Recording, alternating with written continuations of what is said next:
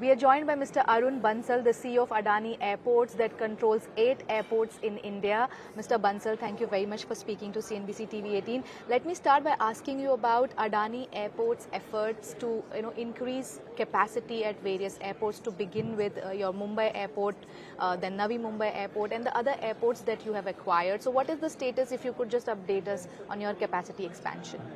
Well, thanks for having me. I think it's, as you know, we are here at the ITA AGM. The aviation potential for India is just simply huge. For India to become a third largest economy in next decade, aviation contributes significantly for any country's economic development. Aviation is then doing its part. We will be the fastest growing aviation industry in the world. For us to achieve that goal, we need two things. Number one is the seat capacity, which is then airlines, and as you have heard a lot of announcement during last 2 days. And the second important part is the airport infrastructure capacity, which we are going to double in next 5 years. Today we have a capacity of around 120 million passenger and handling around 100 million passenger last year. The capacity will double in next 5 years with Navi Mumbai phase 2 coming in. Phase 1 will go live this year. Mumbai, Ahmedabad, Jaipur, Lucknow, Guwahati, Trivandrum, Mangalore, all airports we are building additional capacity. The capacity built is done in two ways. One is the physical infrastructure itself. We are building new terminals. We are expanding the capacity of the existing terminal. But the second part, which is even more important, is digitization. We are putting a lot of efforts in digitizing all the processes at our airports. So with the same infrastructure, we can increase the capacity. So two ways of growth. Within the same infrastructure with digital, we are increasing, putting new machines, putting new electronics. And then number two is the physical expansion of the buildings itself. Now everyone is very excited about Navi Mumbai Airport and when it starts. What is the status there now? How much of your work is completed and what is the timeline for commencing operations? So Navi Mumbai is an extremely complex project. It is going to be the first of that large scale in India. Day one, the operation will be of 20 million passenger. So it's a greenfield airport which has its own challenges, but we are working very, very hard, and it will be commercial now in this second half of this year itself. Where do we stand currently in terms of the construction? So construction is almost finished. Now we are doing what we call it ORAT process, which is operational readiness and acceptance testing. So that means because it's a greenfield airport, everything has to work seamlessly from day one. Because there is no fallback option like in brownfield airport where if something doesn't work, you can move passenger to somewhere else. That option we don't have at greenfield. So we are making sure that every single process, every single isolated and integrated process works end to end, both for domestic and international. And what is the status in terms of moving traffic from Mumbai to Navi Mumbai? I think it's a misconceived notion about moving traffic from Mumbai to Navi Mumbai. If you really see Mumbai has a pent-up demand of almost 20 to 25 million passengers. You look at any external study, will show that Mumbai has a pent-up demand. What does that mean? That Mumbai is underserved today. So Mumbai airport, existing airport is handling around 55 million. The capacity for Mumbai the demand is almost 70-75 million. So we don't really need to move traffic from Mumbai to Navi Mumbai. Navi Mumbai combined will be supply limited for next 5 years, even after coming phase 1 of Mumbai of 20 million. That's why we are expediting the phase 2 of Navi Mumbai now. But since Terminal 1 goes under reconstruction, what happens to flights that take off from T1? Will they move to T2 or will they move to the Navi Mumbai airport? So what we are doing is, of course, as you know, part of the T1 is already shut down for last 3-4 years due to the structural issues. We are building extra capacity at T2, so we should be able to handle additional traffic in T2 than we can handle today.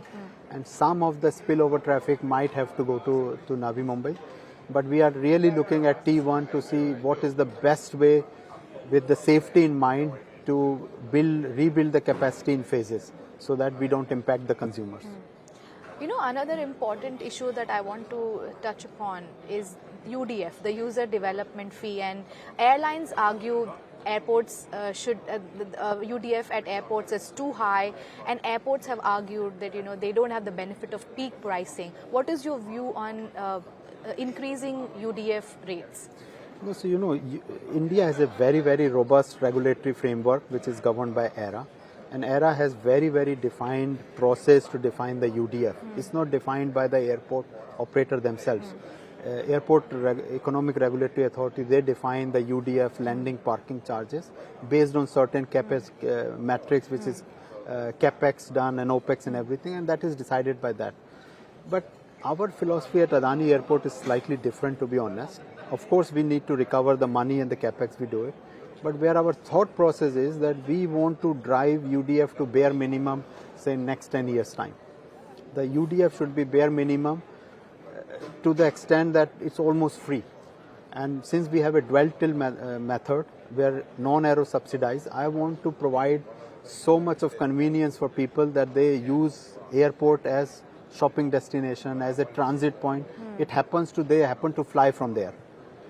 But the life should be so convenient. Today there is a lot of travel anxiety for people.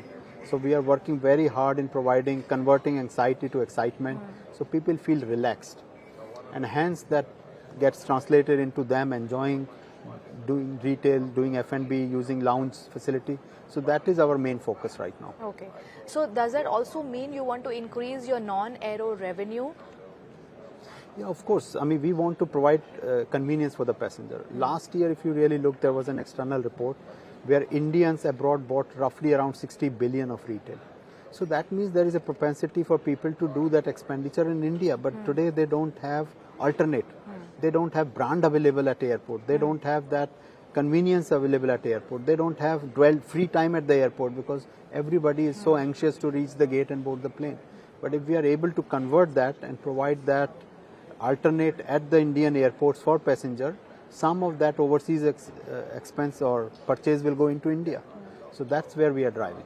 Some entities that work with the Mumbai airport have complained that charges have risen in a very steep manner. There has been a drastic rise in the fees that they pay to the airport, your MRO operators and your parking operators. So what is your view on the rise in charges for the allied activities at the airport? Again, I think it's a misconception, I would say, because many of these charges are defined by airport ERA. They decide the parking, landing charges, and we as an airport operator cannot charge more than what ERA regulate.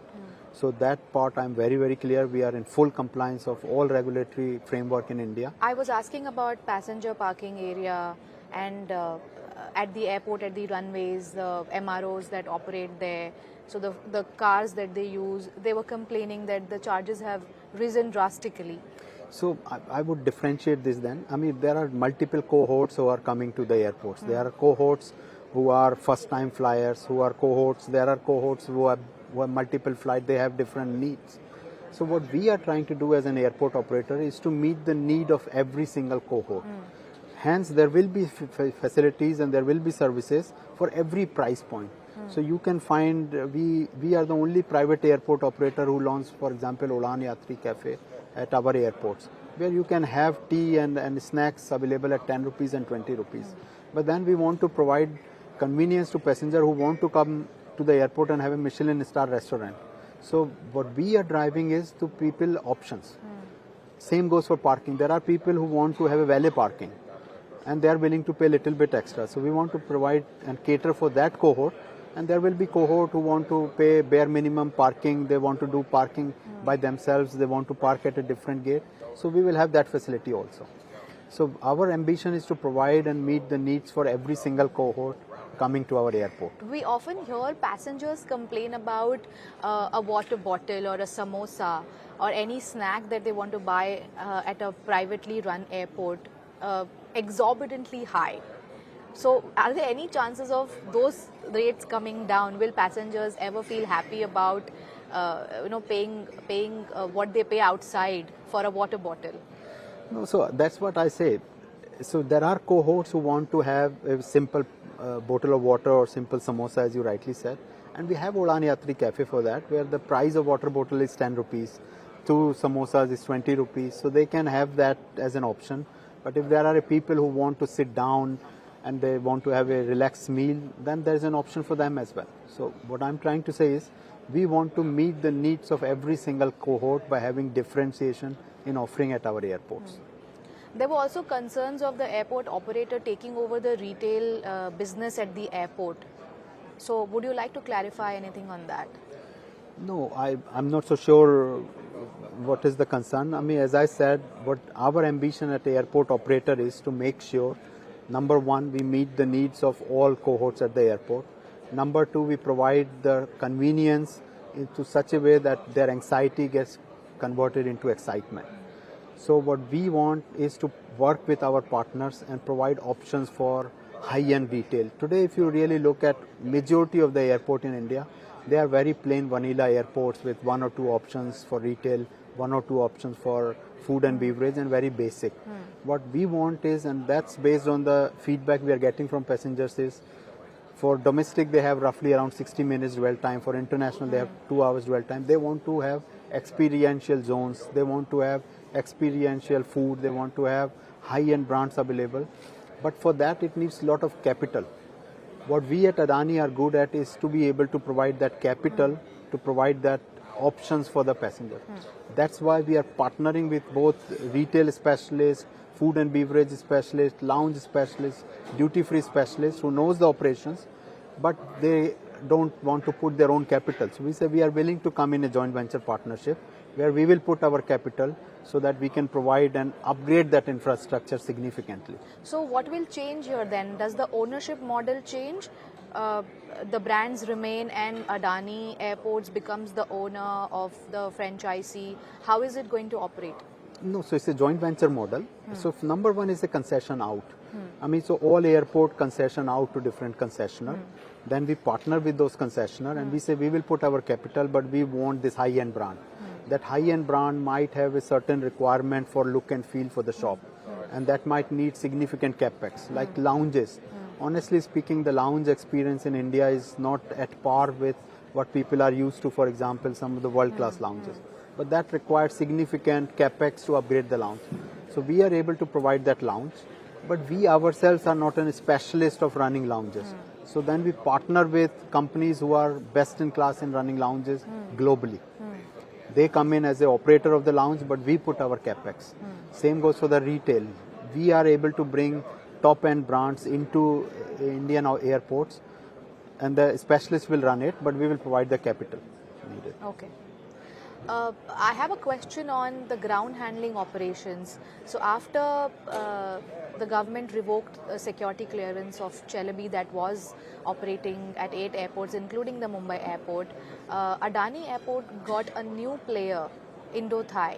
Any rationale behind not passing on the work or the flights to the existing players, the existing 2 players, and bringing in a new player to look after Celebi's operations at Mumbai and Ahmedabad? Yeah, so let's start with Mumbai. Mumbai operations is very complex because of the sheer size, and Celebi was the biggest ground handler. So Celebi was almost twice the size of both combined number 2 and number 3. So we had active discussions with all, and that size of operations number 2 and number 3 could not have undertaken overnight. So that hence we needed to bring in a third ground handler who has experience of operating ground handling in India. Indo-Thai has been doing ground handling at a couple of our airports, and they have been providing good services, and they were willing to take over all the people. The prime requirement from our side as an airport operator was that none of the employees who have been working with previous ground handler lose their job. That was the number 1 requirement, and number 2 was that they are able to provide equal or better quality of service to the airline partner at the same price the previous ground handler was doing. Then Indo-Thai came forward and they were willing to meet both the requirements. Continuity of employment for all employees and continuity of commercial contracts and providing the same SLAs as the airlines are used to, and hence we went with them. So what is the way forward then? You have to you have to award Celebi's contract to a new player. So will Indo-Thai continue? What is the status on that? So with Indo-Thai we have only signed 3 months contract. Now we have been asked by the ministry to run a RFQ process which is ongoing in both Mumbai and Ahmedabad, and in 3 months, depending on the court order now in Mumbai, we will award to the new winner. Okay, that's the only association that you have with Indo-Thai. Okay, Mr. Arun Bansal, thank you very much for speaking to CNBC TV 18. Thank you so much for your time. Thank you. Thank you. Great to meet you. Thank you.